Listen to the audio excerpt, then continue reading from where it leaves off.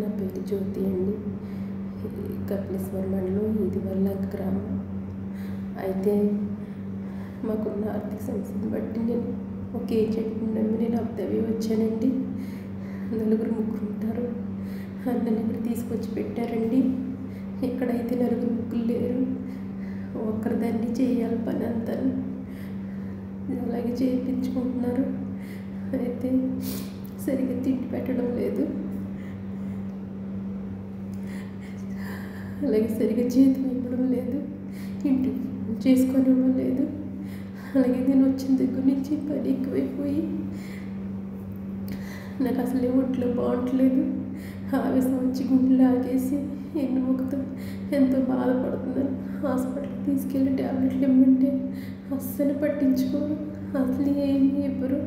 అలాగే చేద్దాం పని నువ్వు అనేసి అంటున్నారు, పంపించమంటే పంపించనంటున్నారు. నేనైతే చాలా బలహీనత అయిపోయి నేను నుంచోలేని పరిస్థితిలో ఉన్నట్టున్నాను. అలాగే చేస్తున్నాను, ఏం చేయాలో తెలియక నేను వీడియో పెడుతున్నాను.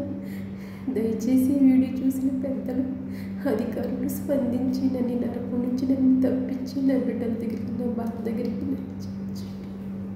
నన్ను చేర్చండి, నన్ను ఇంటికి చేర్చండి. చాలా చాలా చాలా నీరసం వచ్చేసి చాలా బాధపడుతున్నాను. నేను అసలు చూడలేదు, నన్ను తీసుకొచ్చినట్టు కూడా పట్టించుకోవడం లేదు. ఇక్కడ ఉండలేక, ఇంటికి రాలేక, ఏం చేయాలో తెలియక చావుకి బ్రతికి మధ్యలో ఉన్నాను. దయచేసి వీడియో చూసిన పెద్దలందరూ సహకరించి సహాయం చేసి ఆదుకోండి ప్లీజ్.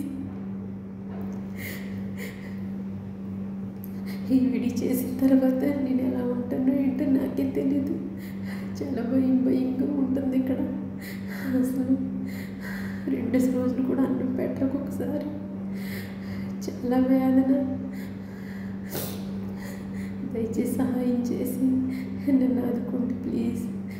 నన్ను ఇంటికి తీసుకెళ్ళండి, నా బిడ్డల దగ్గరికి